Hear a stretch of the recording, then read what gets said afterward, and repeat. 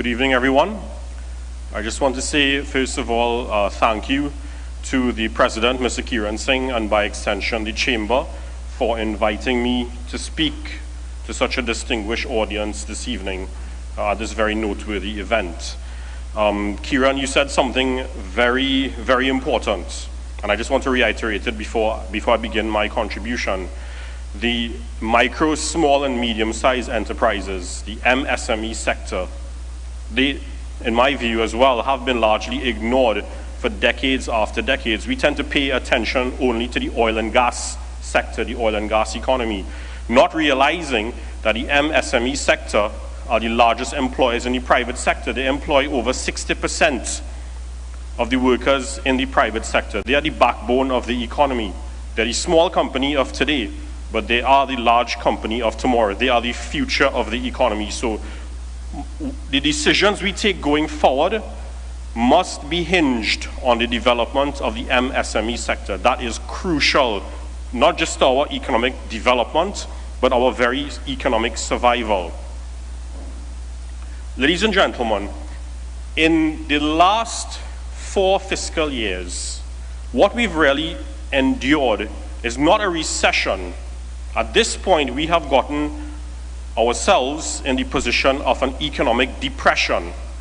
A depression is really a circumstance where you have several years consecutively of negative economic growth. So we would have gone from 2016 straight up until 2020, up until this very year as well, of course, with 4 consecutive years of negative economic growth. In fact, if we were to look at the figures between 2015 and 2019, the economy would have declined by 8.7%.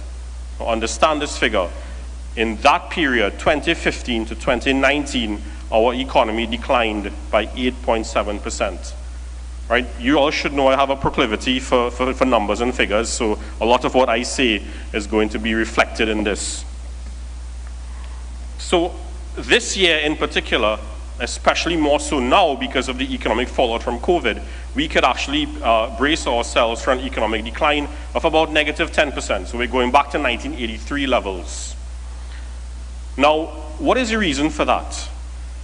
We consider ourselves to be an oil and gas-based economy, more so gas-based than oil-based. Now, if you look at the figures, the gas side of our economy, our gas production dropped by 33% from September 2015 to May 2020, 33%. Oil production, sorry, I got it mixed up. Gas production dropped by 18% from September 2015 to May 2020. And oil production is the one that dropped by 33% over that similar period. But that's not the only aspect of our economy. There are many other sectors, especially within the non-energy sector. If we were to take manufacturing, for example, manufacturing contributes about 14% to our national GDP on average.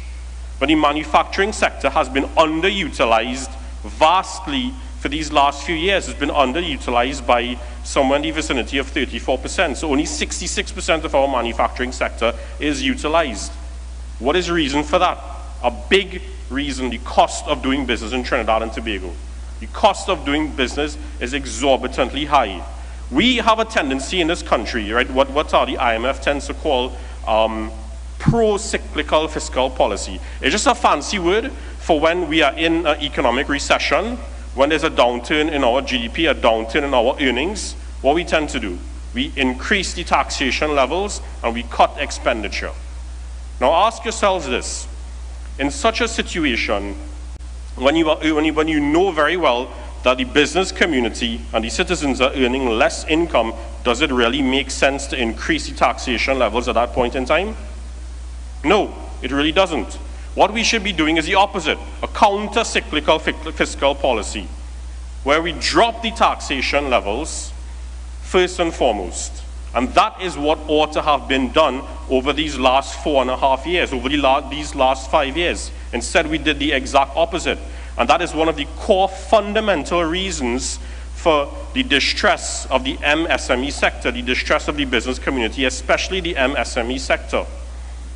So An increase in the taxation levels has been one reason, coming back to manufacturing, that the manufacturing sector is seeing significant economic woes, together with, of course, the lack of earnings in foreign exchange.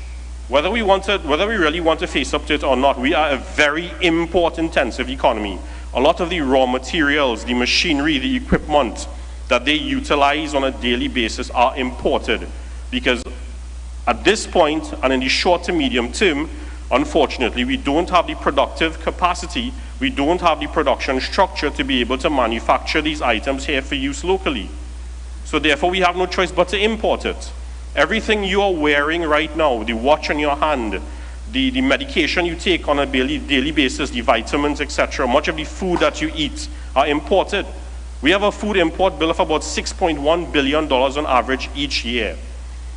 So when the manufacturing sector is facing these economic difficulties, a large reason for it is because up until now, many of them are still finding it difficult to access foreign exchange. It started to improve somewhat because the Exim Bank is working now very closely with the TTMA, and I want to applaud them for that. So we have now that the economy has declined, as I reiterated, by 8.7% over these last 4.5 fiscal years, and in this year it's going to drop by approximately 10.3% by my calculations. But then we go a step further. We should need to take into account the foreign investment into Trinidad and Tobago. Foreign investment in our country has been in the negative zone for over the last 4.5 years as well. In fact, the latest data from the IMF would show that foreign direct investment in the economy is about negative 751 million US dollars in 2018. That's the most recent figure that we have. And what's the reason for that? It means foreign investors are leaving our economy because it is too difficult to do business in Trinidad and Tobago. You look at the ease of doing business rankings here. We're at 105th position. When back in 2012, we were ranked the highest we've ever been, 62nd position globally. So what happened to all the great reforms that we would have undertaken in 2012 to make doing business much easier back then? Did all the measures we put in place just go to the wayside? Why is it so difficult to do business now in 2020 here in Trinidad and Tobago? This is a primary reason why foreign investors are not finding us as an attractive destination. They're going to other places like Jamaica, for example. Jamaica, an economy that dropped their taxation rate several years ago from 30% to 25%. Now Barbados is following a fairly similar policy. When I say fairly similar, they've dropped their taxation rate, but they've dropped it to a whopping 5.5%. So imagine if you all, many businessmen are here in the audience, if you all had a company in Barbados, for the first $1 million you make, you're paying 5.5% of taxes on corporation taxes. 5.5%. That is extraordinarily low. But the authorities in Barbados have recognized that in the case of an economic slump, you need to encourage business. You need to encourage more confidence in the business community. And part of doing that is by attempting to allow them to have more money at their disposal to be able to reinvest into their organization, to expand their organization, to diversify the scale of their operations as well, and also to encourage new businesses to spring up.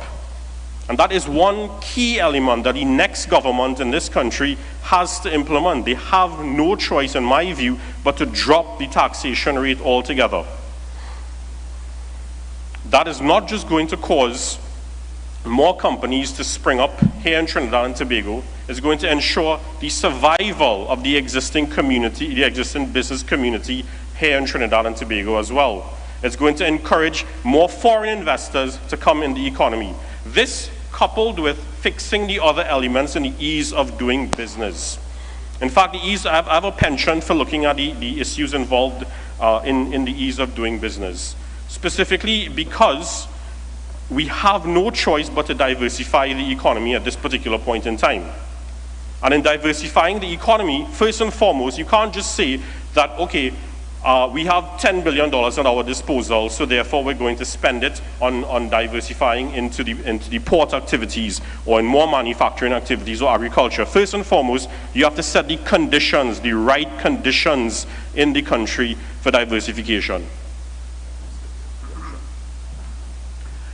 And Doc, we are just interrupting you for a moment because, ladies and gentlemen, please stand. We'd like to welcome the former Prime Minister of Trinidad and Tobago, leader of course, the opposition and leader of the United National Congress, political leader of the United National Congress. Ladies and gentlemen, please put your hands together for Mrs. Kamla Persad Bisesa.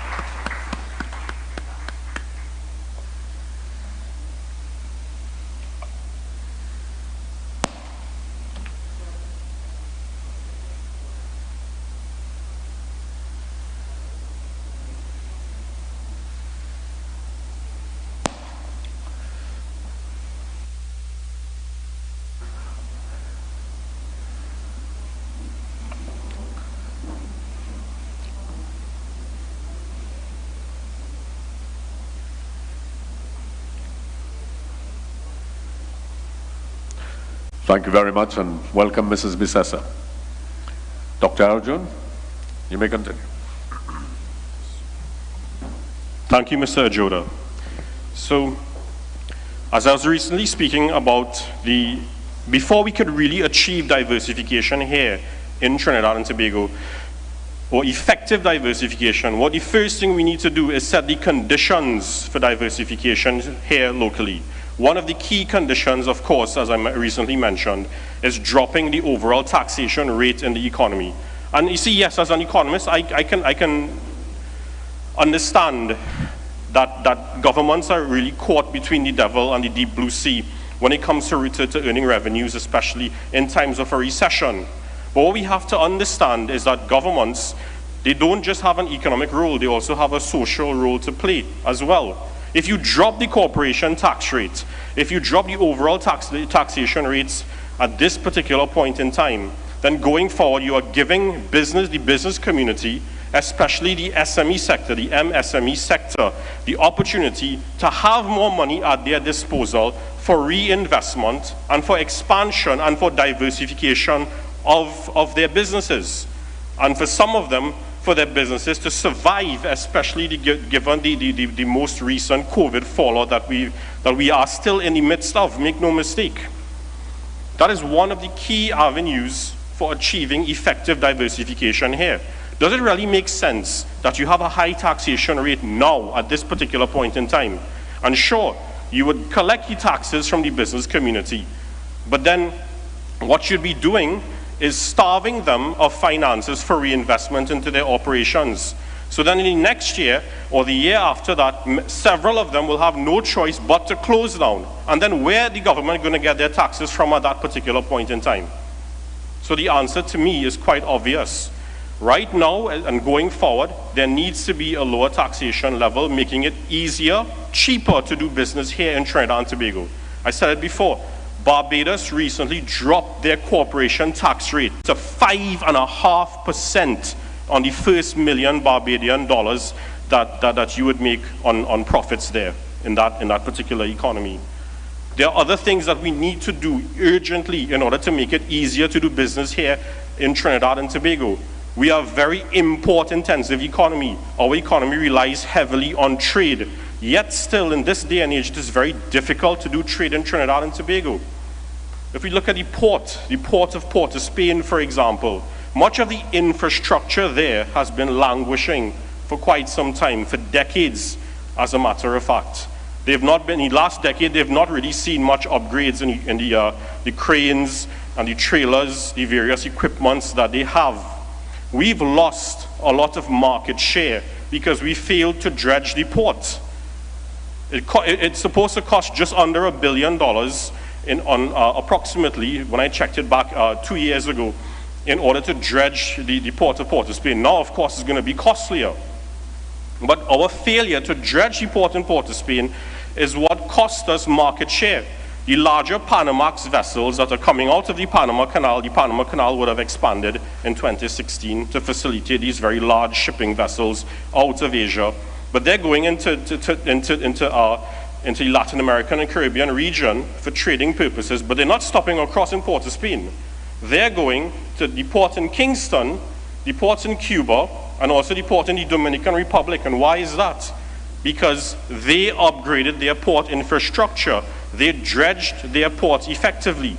This is what we didn't do. We failed to do that, and of course, we, having a natural harbor in the port of Port of Spain, could not take advantage of these new opportunities. Now we lost the market share to these other countries. These are, and thereafter making it a bit more difficult to do trade in Trinidad and Tobago, for Trinidad and Tobago to do trade with the rest of the world.